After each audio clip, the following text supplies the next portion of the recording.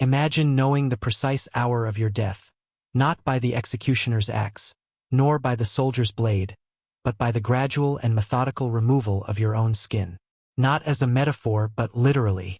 Your body, still alive, still screaming, cut apart until nothing remained except red muscle and flesh. And then silence. Your skin, processed and stretched like parchment, attached to a royal chair, left there as a permanent warning to the next man who dared to sit upon it. This was not a punishment driven by sudden rage. It was something colder, a message carved into flesh and displayed for everyone who served power. The man who suffered this fate was not a king fallen in battle or a tyrant destroyed by revolution. He was a judge, a public official, and his crime was failure to deliver justice in the way his king demanded.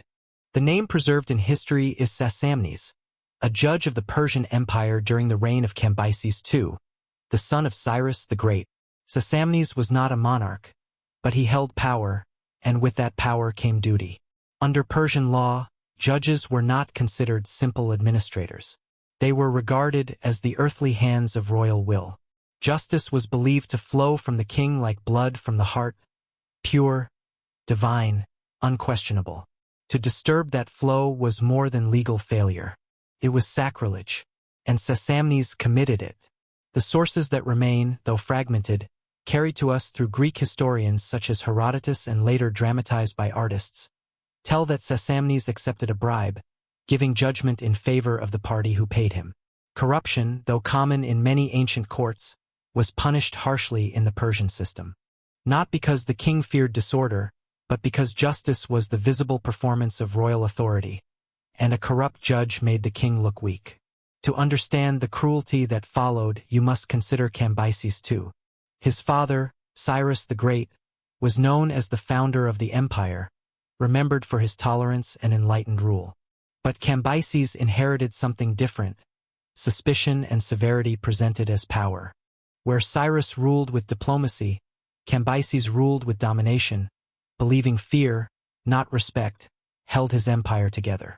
In this way, Sassamnes became not merely a man, but a symbol.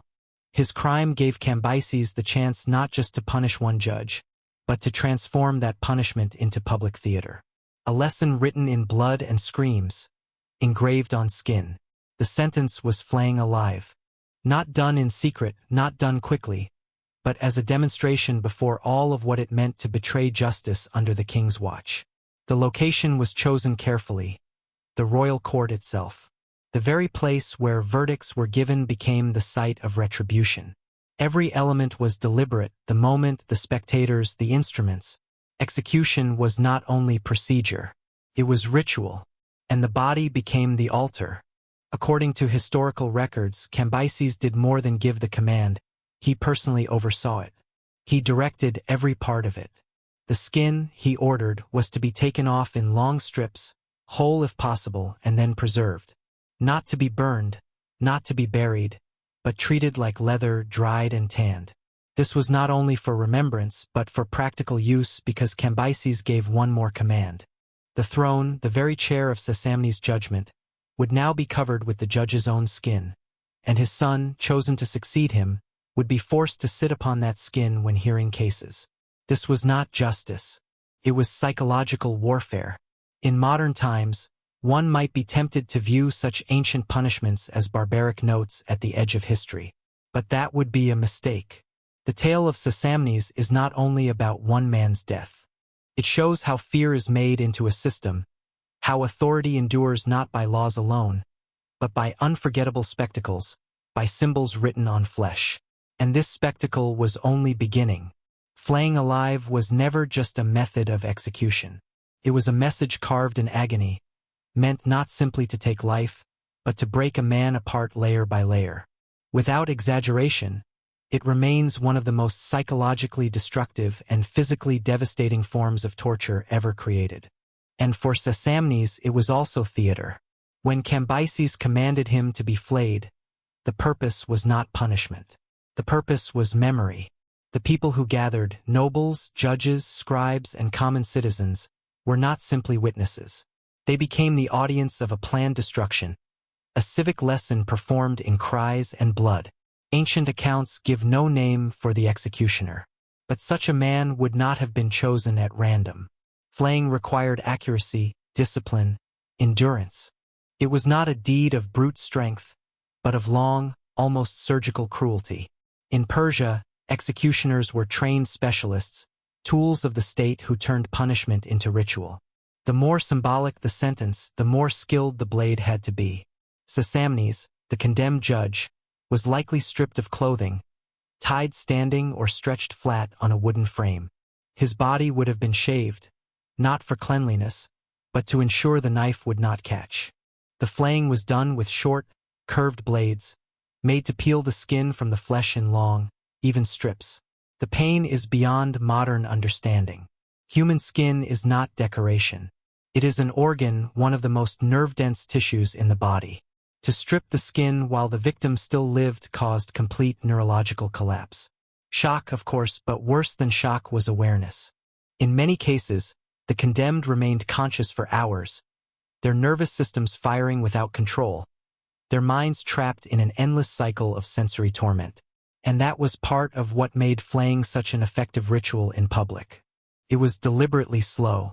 The procedure usually began at the limbs, legs, or arms, not at the chest or the face because those areas were left for the end. Executioners often worked from the extremities inward, prolonging the victim's life and preserving the voice. The screams were not accidental. They were meant to be part of the performance. Picture the first cut. A thin slice made behind the ankle. The knife slips beneath the skin, separating it from the fat underneath. The blade moves upward, lifting a strip of skin as if bark were being peeled from a tree. Air touches the exposed muscle. The crowd stiffens.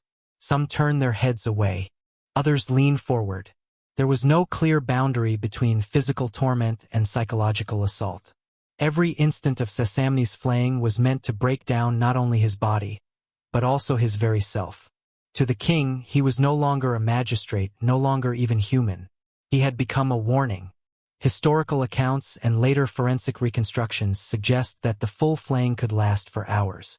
Skilled executioners paced their work carefully, cutting slowly to keep the man alive, even offering water or wiping sweat from his face between slices. Not from pity, but because death would end the show too soon. By the time the knife reached his torso, Sassamnes would likely have entered a state of conscious detachment, his mind splitting to flee pain too great to endure.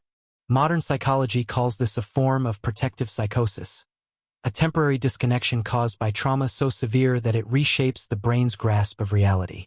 Victims often looked calm, even peaceful, while their bodies were still being destroyed. It is possible Sassamnes ceased screaming long before he ceased breathing. But the flaying was not finished with death. That was only the midpoint. Once the skin was cut away, it had to be prepared. In ancient Persia, leather workers were not rare, and the same practices used to preserve animal hides could also be applied to human skin.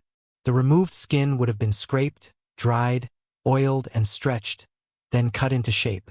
It was not kept with respect. It was made into an object of deterrence. Ancient accounts, especially those of Herodotus and later artistic retellings, state that Cambyses commanded the flayed skin of Sassamnes to be fastened to the very seat from which he had once delivered judgments. Some versions claim it was stretched across the back of the chair like a covering. Other reports suggest it was laid directly on the cushion so that Sassamnes' son, chosen as his successor, would sit upon his father's skin. The throne itself became a contradiction of authority. To rise to office, one had to sit on failure. To serve the king, one had to accept fear. Consider the meaning of that. This was not merely the punishment of a corrupt judge. It was the ritualization of memory. Each time the new judge walked into court, each time he heard a case, each time he sat to announce judgment, he would feel his father beneath him. A tangible reminder of what awaited those who failed the crown. This was not justice. It was statecraft. Even in modern times, there are parallels to this form of psychological warfare, where punishment is turned into permanent legacy. In totalitarian regimes, prisoners sew their own uniforms. Executioners are forced to kill repeatedly, not just for efficiency, but to deaden the mind. Images of enemies are displayed in public places. lifeless eyes watching citizens conform. But flaying was something else. It turned the human body itself into the message. Today, Sassamnes is scarcely remembered outside narrow academic studies. His fate is more often found in paintings than in textbooks. The most recognized example is Gerard David's 15th-century triptych The Judgment of Cambyses, which shows the flaying in disturbing detail. The knife cutting, the crowd watching, the skin already peeling away in pale, heavy sheets. The painting was commissioned, ironically, as a warning to corrupt judges in Bruges. Centuries later, the story of Sassamnes still served to terrify officials in power. Not because it showed justice, but because it showed spectacle. And the throne of human skin remained one of the most unforgettable symbols of rule in history. When the skin had been removed, when the screams were gone, and when the last strip of red flesh was torn from Sassamnes' trembling body, the execution ended. But the sentence itself had only begun. Flaying was never simply punishment. It was a sentence intended to continue beyond death. And in this case, that was true in the most literal sense. Sassamnes did not vanish into history's dust.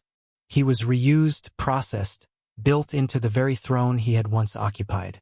According to the most accepted versions of the story, preserved by Herodotus, expanded by later medieval chroniclers, and immortalized by Renaissance painters, Cambyses ordered the judge's skin to be cured and stretched over the chair from which he had delivered justice. And it was not symbolic decoration. It became the actual seat of the next judge, who, in the final grotesque twist, was Sassamnes' own son. His name is sometimes given as Otanes, a man who, in a single stroke, was elevated, punished, and psychologically broken, all by the command of the crown. The son of the flayed judge, forced to sit daily on the skin of his father, pronouncing verdicts under the weight of dead flesh.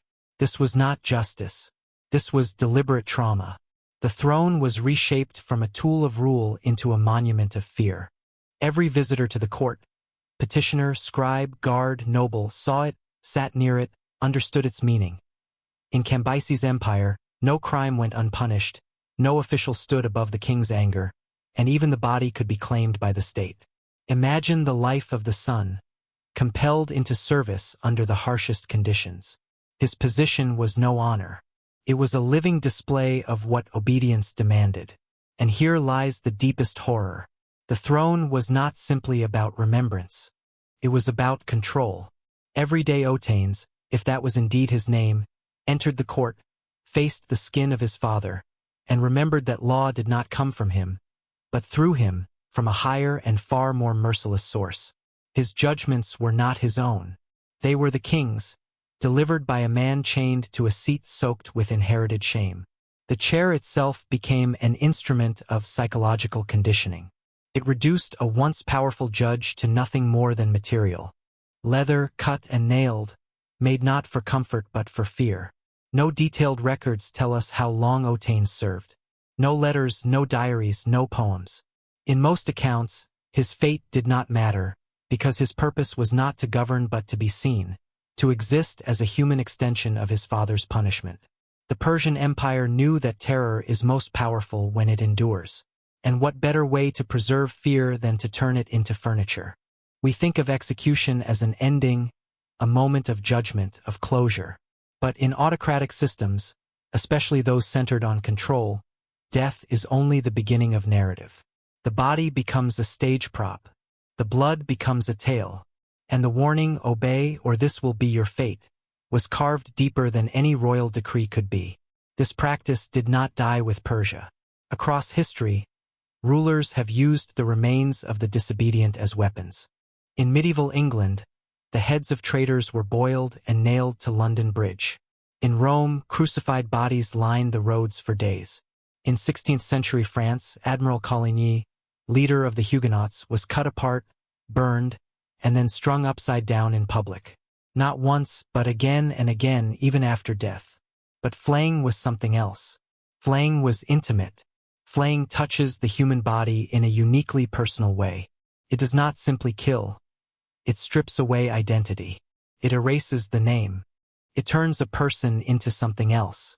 And when Cambyses turned Sassamnes' skin into a throne covering, He was not only punishing one corrupt judge. He was making a statement about the nature of rule itself, that the body could be preserved, and that anyone who brought lies, corruption, or rebellion into it would be peeled away as well. The Persian throne of skin probably did not endure long. Human leather, even when cured, decays with time. But the legacy survived. Centuries later, artists revived the scene, often showing it with brutal and graphic detail.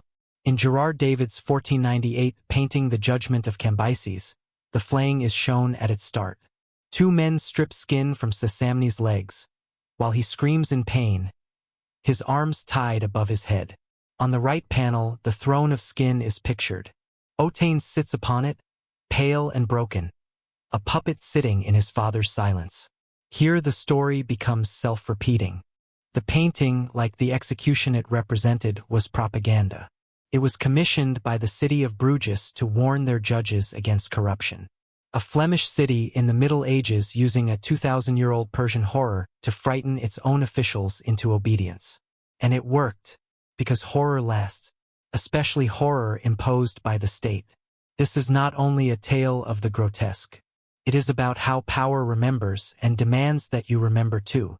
Through paintings, through public mutilations, through courtroom rituals, rulers have used the human body as metaphor. The body of the traitor, the body of the king, the body of the law.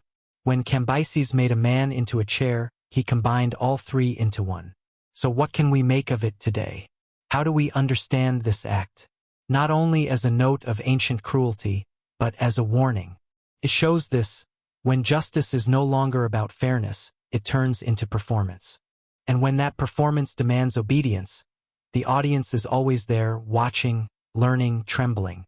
Sometimes they sit on chairs built from the errors of others. There is a strange paradox inside history. The more terrible an event is, the more likely it is to be remembered. Not in mourning, but in spectacle. The flaying of Sassamnes, a man erased from life and turned into a judicial warning, should have disappeared into the dust of Persian archives. But it did not. It endured not in spite of its cruelty, but because of it. What Cambyses created was not only an execution. It was an early model of state propaganda, a pattern that monarchs and tyrants would use for centuries. The account of a corrupt judge skinned alive and transformed into furniture did not only warn his son. It warned officials for the next 2,000 years.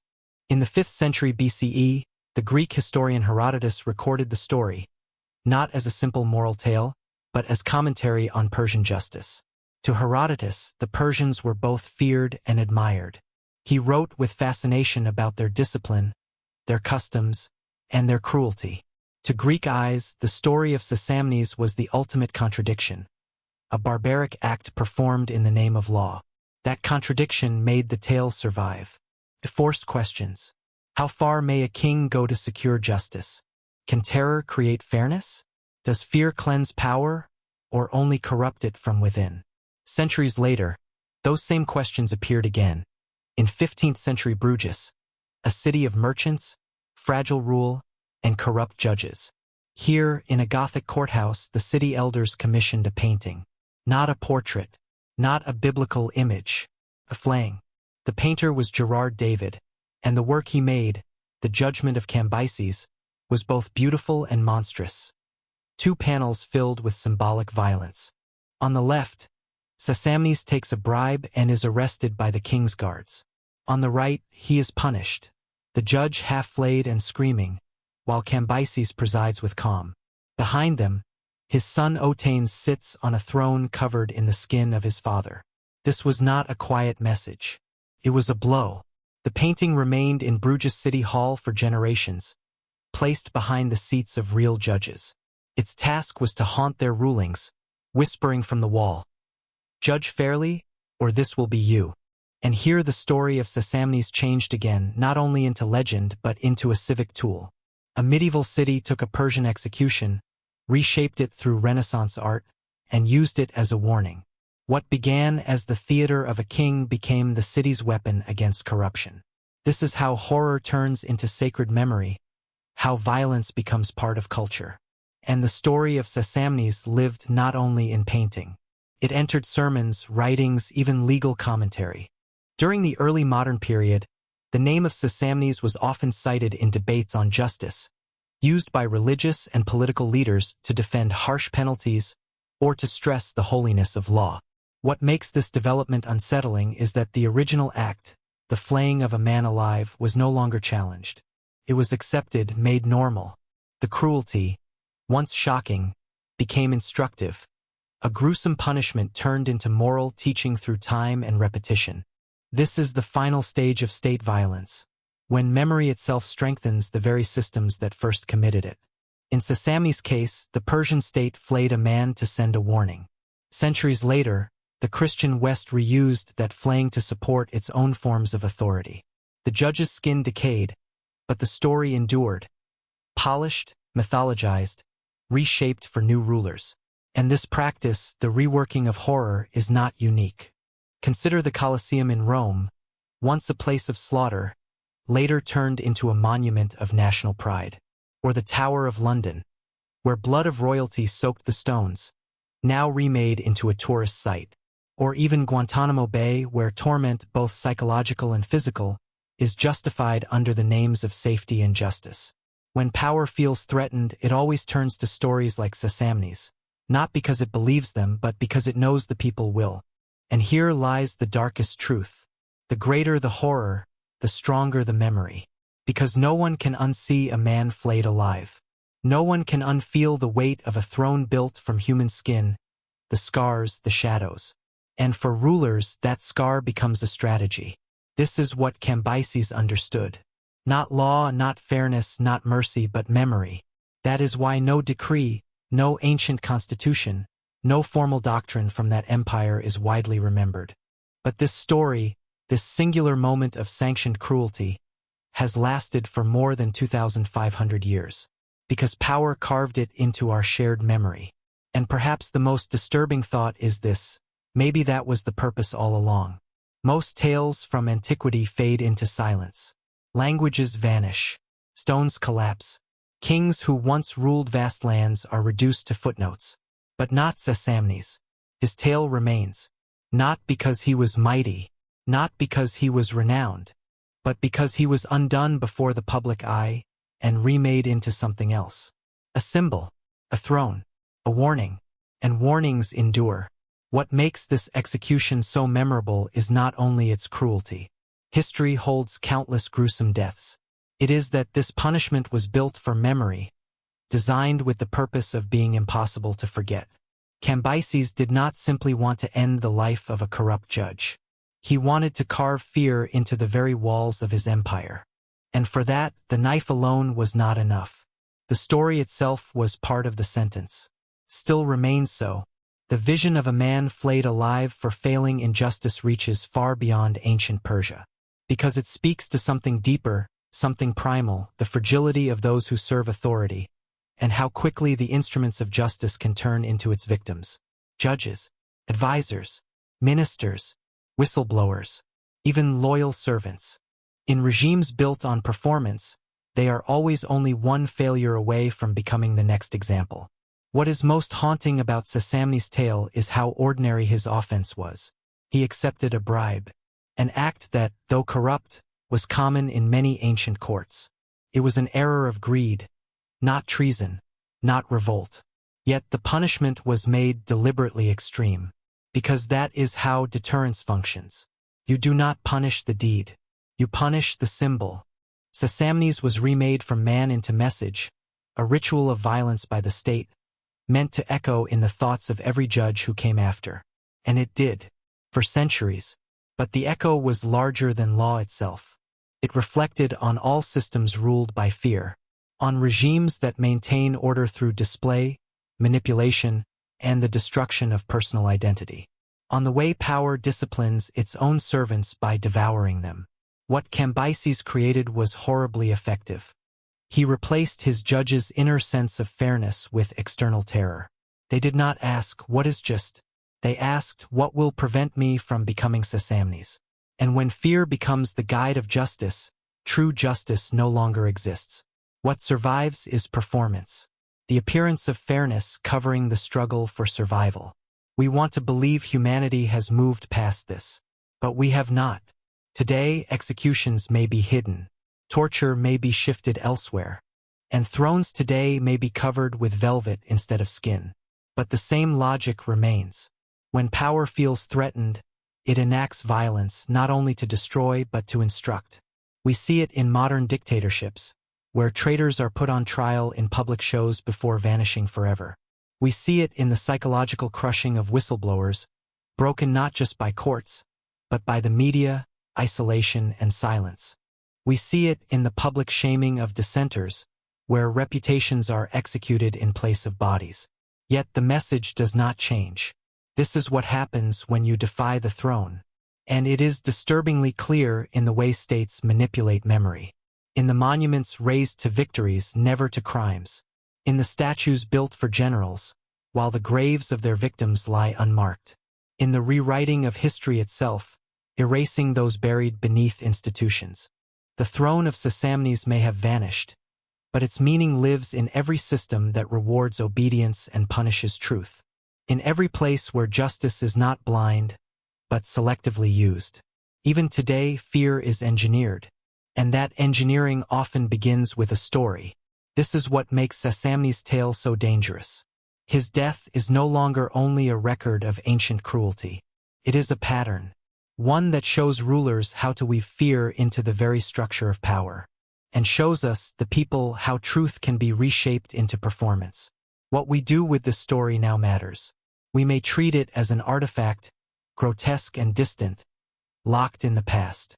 Or we may see it for what it truly is, a warning. A reminder that institutions bend toward violence when memory is used not for fairness, but for control. Because when fear is turned into furniture, it never disappears. It waits. It waits in the courtroom, in the palace, in the quiet thoughts of those who know they cannot speak.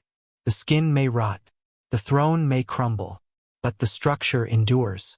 And sometimes, if you listen, you can still hear the faint echo of flayed flesh, urging rulers not toward justice, but toward fear. That is the legacy of Sassamnes, a man whose story, carved into silence, still cries across the centuries.